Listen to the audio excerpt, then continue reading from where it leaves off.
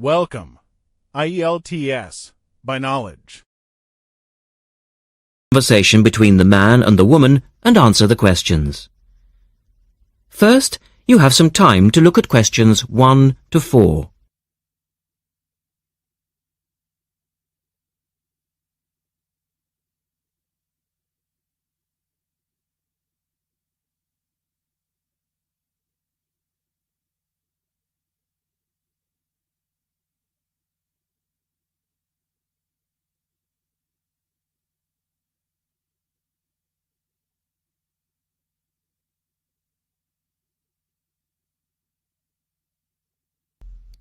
Now we shall begin. You should answer the questions as you listen, because you will not hear the recording a second time. Listen carefully and answer questions 1 to 4.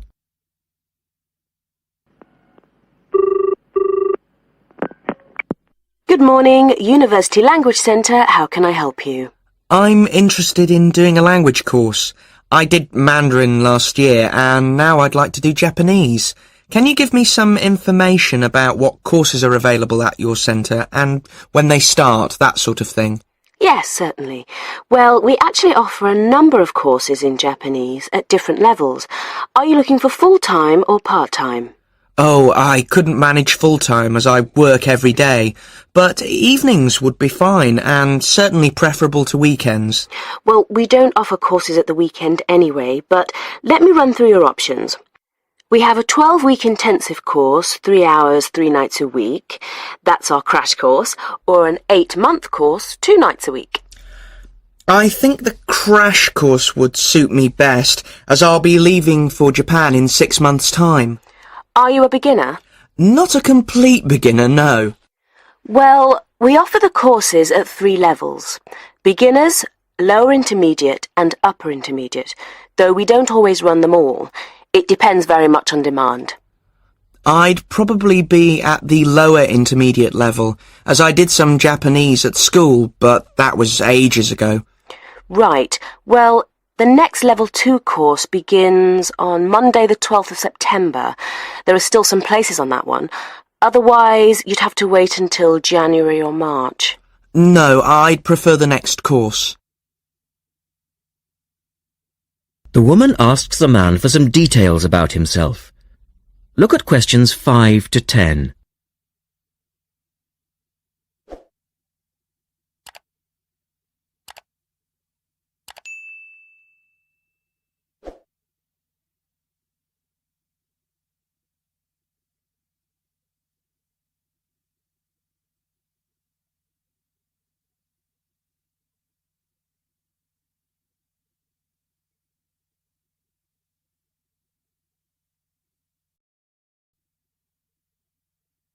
Now listen to their conversation and complete the form. Right. Can I get some details from you then, so I can send you some information? Sure. What's your name? A family name first. Haggerty. Richard. Hagarty?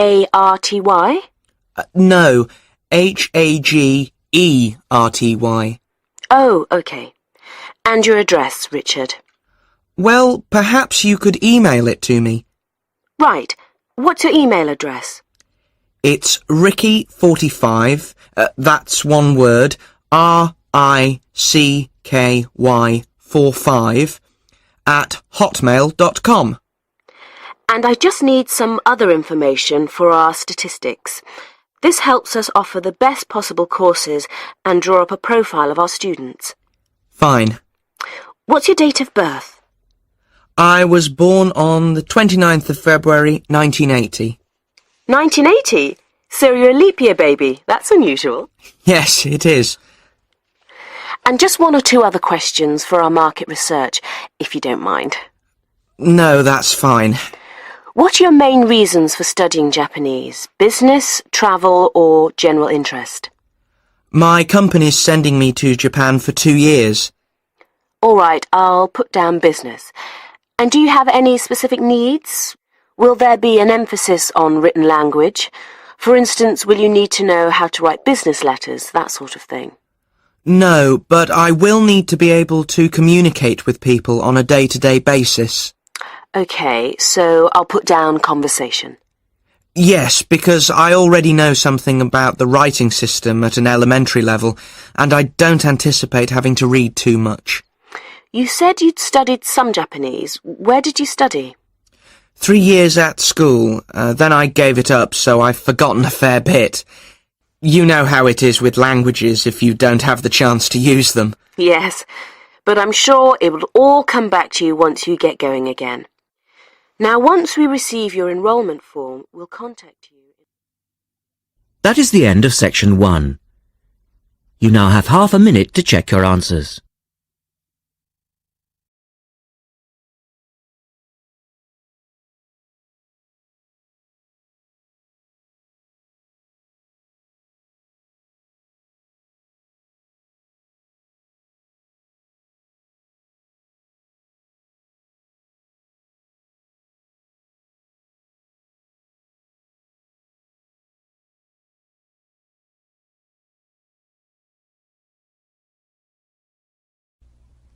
Now turn to Section 2. Section 2. You will hear a man talking on the radio about dogs which help people with their work. First, look at questions 11 and 12.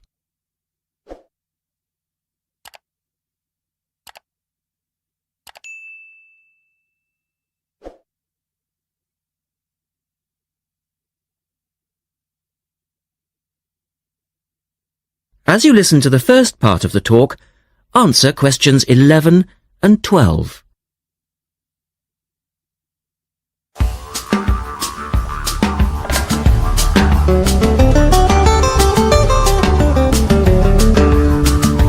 Welcome to this week's edition of Countrywide. And today, we're taking a look at a number of different breeds of working dogs. And here to report on the dogs with jobs is Kevin Thornhill.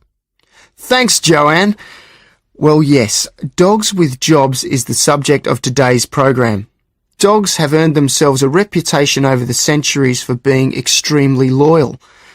And here's a little story which illustrates just how loyal they are. Just outside the country town of Gundagai in Australia is a statue built to commemorate a dog. A dog which sat waiting for his owner to return to the spot where he'd left him. Well, the story, which was immortalised in a song, has it that the poor dog died waiting for his master, 5 miles from Gundagai.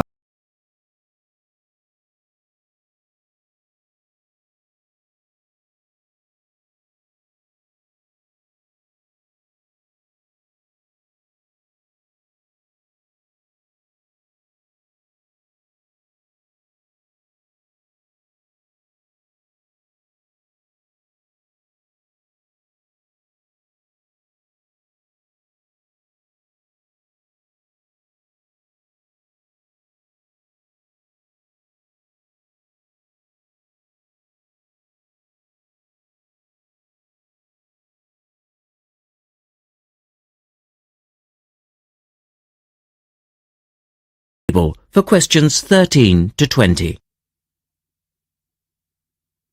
Well, because of their loyalty and also their ability to learn practical skills, dogs can be trained to do a number of very valuable jobs. Perhaps the most well-known of working dogs is the Border Collie sheepdog. Sheepdogs which work in unison with their masters need to be smart and obedient, with a natural ability to herd sheep. Some farmers say that their dogs are so smart that they not only herd sheep, they can count them too. Another much-loved working dog is the guide dog, trained to work with the blind. Guide dogs, usually Labradors, need to be confident enough to lead their owner through traffic and crowds, but they must also be of a gentle nature. It costs a great deal of money to train a dog for this very valuable work, but the guide dog associations in the UK, America and Australia receive no government assistance, so all the money comes from donations. Another common breed of work dog is the German Shepherd. German Shepherds make excellent guard dogs and are also very appropriate as search and rescue dogs, working in disaster zones after earthquakes and avalanches. These dogs must be tough and courageous to cope with the arduous conditions of their work, and so that they can be sent anywhere in the world to assist in disaster relief operations, effective dogs and their trainers are now listed on an international database. When you arrive at an airport here, you may be greeted in the baggage hall by a detector dog, wearing a little red coat bearing the words "Quarantine." These dogs are trained to sniff out fresh fruit as well as meat and even live animals hidden in people's bags. In order to be effective, a good detector dog must have an enormous food drive. In other words, they must really love their food. At Sydney Airport, where there are 10 detector dogs working full-time, they stop about 80 people a month trying to bring illegal goods into the country. And according to their trainers, they very rarely get it wrong. Another famous working dog is the husky. Huskies, which originally came from Siberia, have been used for decades as a means of transport on snow, particularly in Antarctica where they have played an important role. Huskies are well adapted to harsh conditions and they enjoy working in a team. But the huskies have all left Antarctica now because the international treaty prohibits their use in the territory as they are not native animals. Many people were sad to see the dogs leave Antarctica, as they had been vital to the early expeditions and earned their place in history along with the explorers. That is the end of section 2. You now have half a minute to check your answers.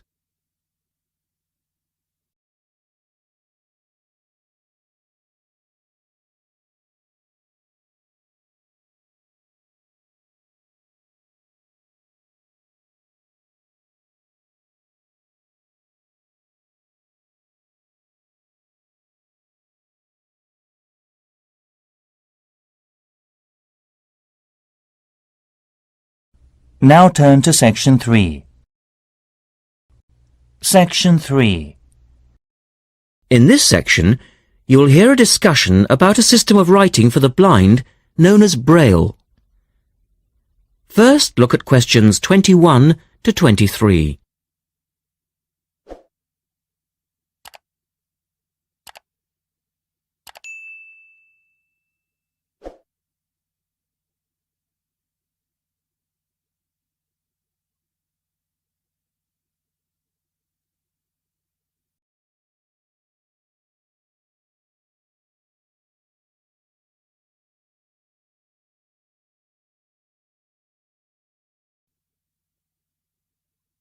Now listen to the first part of the discussion and complete the notes for questions 21 to 23.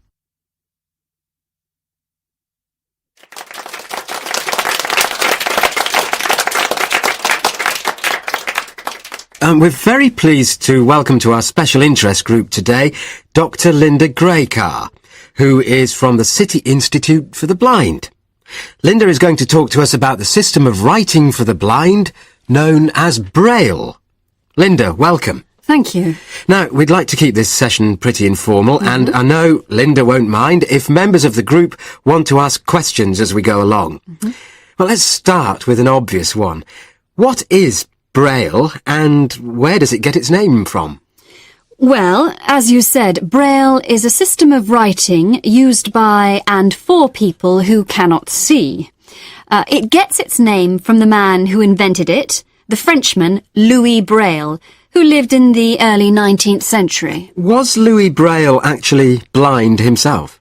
Well, he wasn't born blind, but he lost his sight at the age of 3 as the result of an accident in his father's workshop. Louis Braille then went to Paris to the National Institute for Blind Children, and that's where he invented his writing system at the age of only 15 in 1824, while he was at the Institute. But he wasn't the first person to invent a system of touch reading for the blind, was he? No, another Frenchman had already come up with the idea of printing embossed letters that stood out from the paper, but this was very cumbersome and inefficient. Did Louis Braille base his system on the first one? No, not really. When he first went to Paris, he heard about a military system of writing using 12 dots. This was a system invented by an enterprising French army officer, and it was known as night writing.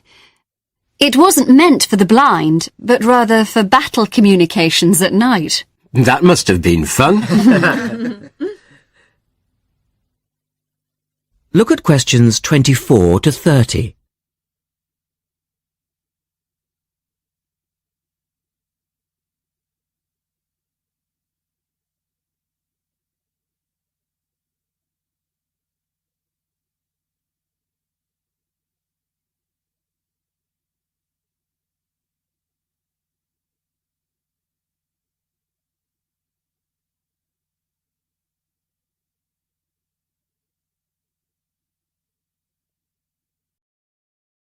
Listen carefully and answer questions 24 to 30. Anyway, Braille took this system as a starting point, but instead of using the 12 dots, which night writing used, he cut the number of dots in half and developed a 6-dot system. Can you give us a little more information about how it works? Well, it's a system of touch reading, which uses an arrangement of raised dots called a cell. Braille numbered the dot positions 1, 2, 3 downward on the left and 4, 5, 6 downward on the right. The letters of the alphabet are then formed by using different combinations of these dots. Yes? So, is the writing system based on the alphabet with each word being individually spelt out? Well, it's not quite that simple, I'm afraid. For instance, the first 10 letters of the alphabet are formed using dots 1, 2, 4 and 5. But Braille also has its own short forms for common words.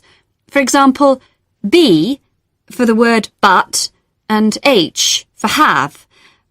There are many other contractions like this. So you spell out most words letter by letter, but you use short forms for common words? Yes. Though I think that makes it sound a little easier than it actually is. And was it immediately accepted? I mean, did it catch on straight away? Well, yes and no. It was immediately accepted and used by Braille's fellow students at the school, but the system was not officially adopted until 1854, 2 years after Braille's death. So official acceptance was slow in coming. I suppose it works for all languages which use the Roman alphabet. Yes, it does, with adaptations, of course. Can it be written by hand, or do you need a machine to produce Braille? Well, you can write it by hand onto paper with a device called a slate and stylus. But the trick is that you have to write backwards, from right to left, so that when you turn your sheet over, the dots face upwards and can be read like English from left to right. Oh, I see. But these days, you'd probably use a Braille writing machine, which is a lot easier. And tell us, Linda, is Braille used in other ways, other than for reading text? Yes, indeed. In addition to the literary Braille code, as it's known, which of course includes English and French, there are other codes. For instance, in 1965, they created a form of Braille for mathematics. I can't imagine trying to do maths in Braille. Yes, that does sound difficult, I agree. And there's also a version for scientific notation. Oh, and yes, I almost forgot. There is now a version for music notation as well. Well, thanks, Linda. That was most interesting. Now, does anyone have any last questions? Yes. Roughly how long does it take to learn to read Braille? Can you do it in a day? That is the end of section 3. You now have half a minute to check the answers.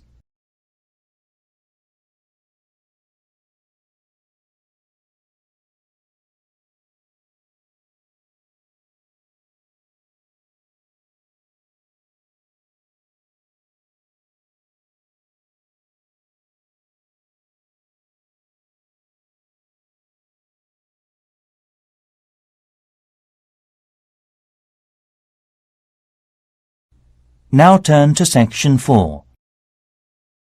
Section 4. You will hear a talk about memory in babies and young children. First, you have some time to look at questions 31 to 35.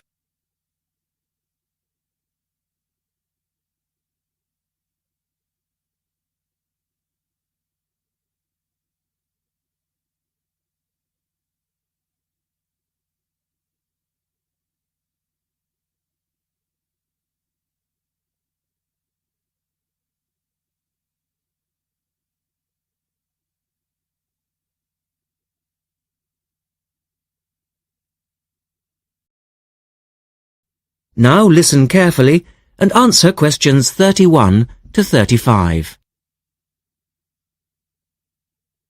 We're going to look today at some experiments that have been done on memory in babies and young children. Our memories, it's true to say, work very differently, depending upon whether we are very old, very young, or somewhere in the middle. But when exactly do we start to remember things? And how much can we recall? One of the first questions that we might ask is, do babies have any kind of episodic memory? Can they remember particular events? Obviously, we can't ask them, so how do we find out? Well, one experiment that's been used has produced some interesting results. It's quite simple and involves a baby in its cot, a colourful mobile, and a piece of string. It works like this. If you suspend the mobile above the cot and connect the baby's foot to it with the string, the mobile will move every time the baby kicks. Now you can allow time for the baby to learn what happens and enjoy the activity.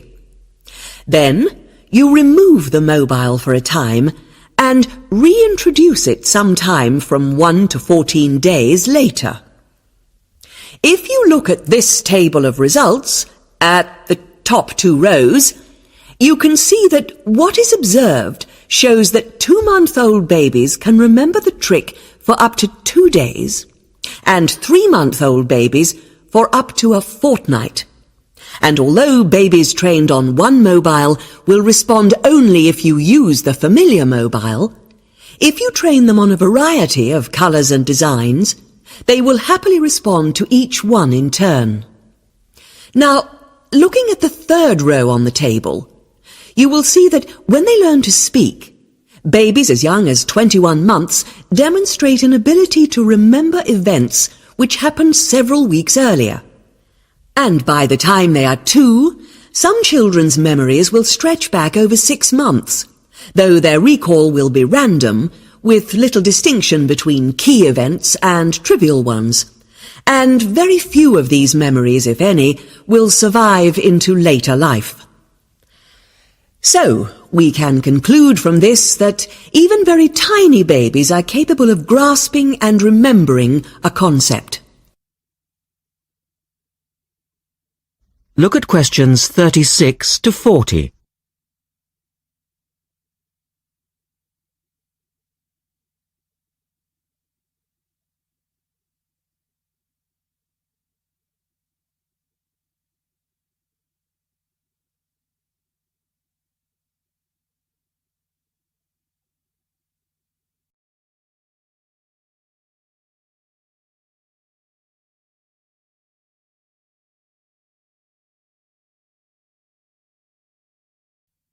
Now answer questions 36 to 40.